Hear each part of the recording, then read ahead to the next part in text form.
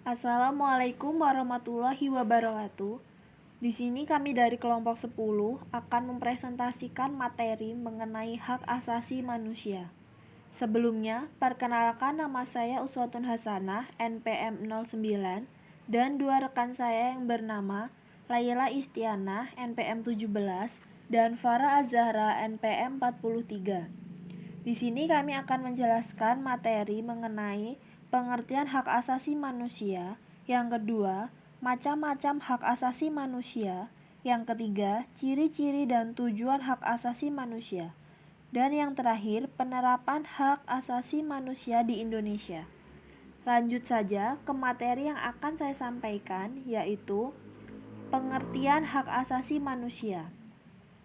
Setiap manusia yang ada di dunia ini memiliki hak dan kewajiban yang harus dijalankan. Pada zaman semakin berkembang, maka muncullah istilah hak asasi manusia. Jadi, hak asasi manusia adalah hal yang mendasar dan utama yang harus dimiliki oleh manusia. Hak asasi manusia sudah dimiliki cabang ilmu sendiri untuk mempelajarinya. Untuk itu, ada beberapa pengertian hak asasi manusia atau definisi dari para ahli yang mengemukakan cabang ilmu tentang hak asasi manusia. Yang pertama, hak asasi manusia menurut John Locke. Hak asasi manusia adalah hak yang langsung diberi Tuhan kepada manusia sebagai hak yang kodrat. Oleh sebab itu, tidak ada kekuatan di dunia ini yang bisa mencabutnya. Hak asasi manusia memiliki sifat mendasar dan suci. Yang kedua, hak asasi manusia menurut John Matterson adalah anggota Komisi Hak Asasi Manusia di PBB. Menurut hak asasi manusia adalah hak-hak yang ada pada setiap manusia yang tanpanya manusia mustahil hidup sebagai manusia. Yang ketiga, hak asasi manusia menurut Miriam Budiarjo. Hak asasi manusia adalah hak yang dimiliki oleh setiap orang sejak lahir di dunia. Hak itu sifatnya universal karena dimiliki tanpa adanya perbedaan, baik itu ras, kelamin, budaya, suku, dan agama. Dan yang terakhir, hak asasi manusia menurut Undang-Undang Nomor 39 Tahun 1999. Hak asasi manusia adalah seperangkat hak yang melekat pada diri manusia sebagai makhluk ciptaan Tuhan yang Maha Esa. Hak tersebut merupakan anugerah yang wajib dilindungi dan dihargai oleh setiap manusia.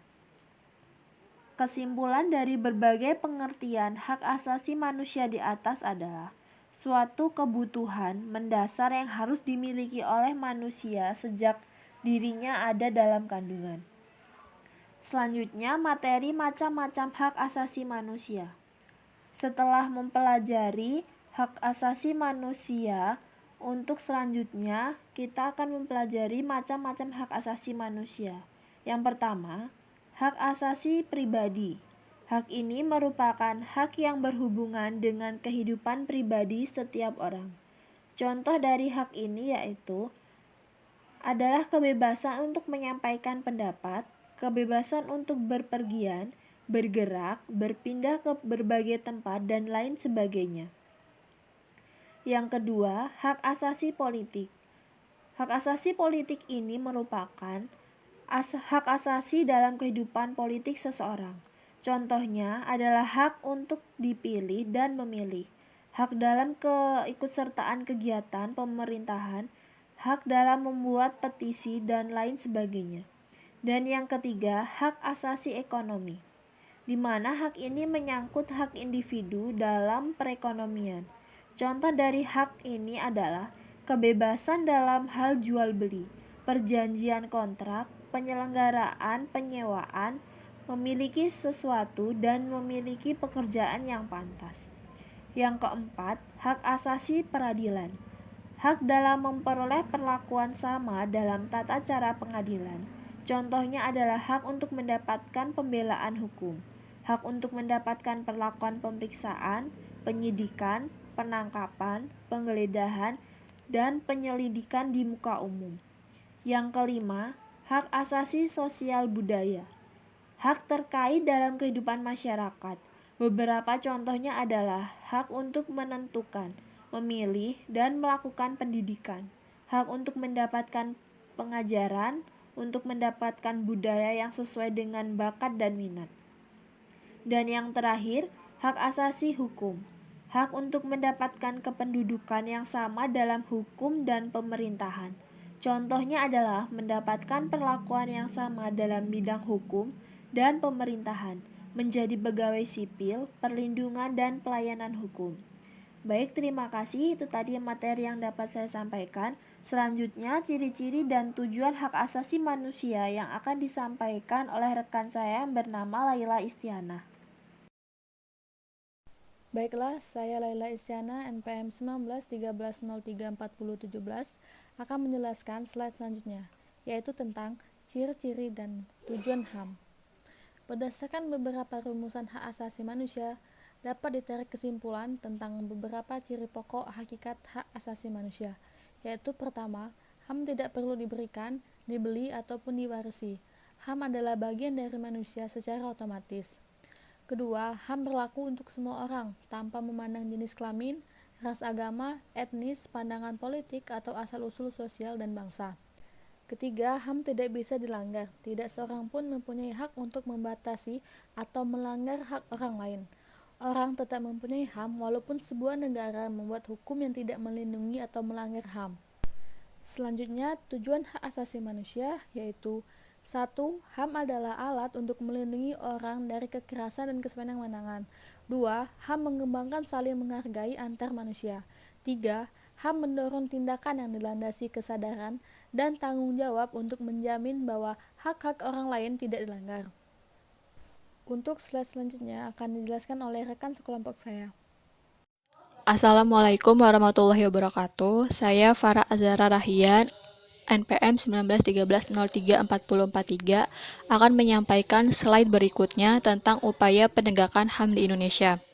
Menurut ideologi Pancasila, hak-hak asasi setiap rakyat Indonesia pada dasarnya diimplementasikan secara bebas.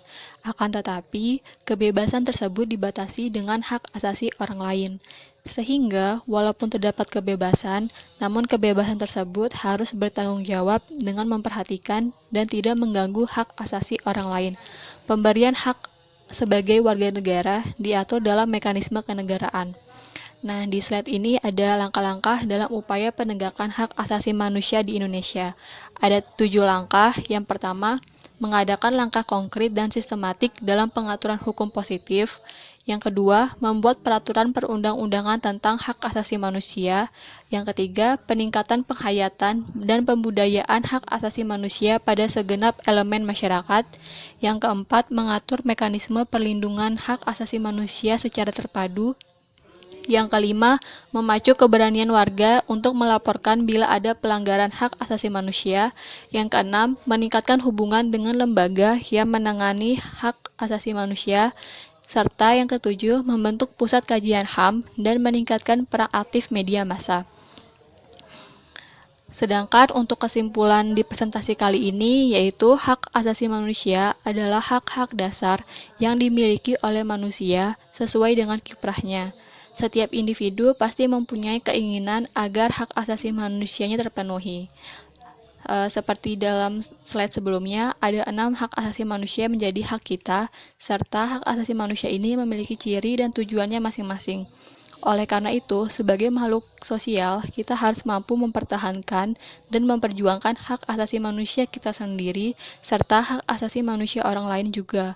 Walaupun dalam kehidupan bernegara seperti di Indonesia ini, hak asasi manusia itu sudah diatur dan dilindungi oleh Perundang-Undangan Republik Indonesia. Demikian kesimpulan dan presentasi dari kelompok kami. Saya akhiri. Wassalamualaikum warahmatullahi wabarakatuh.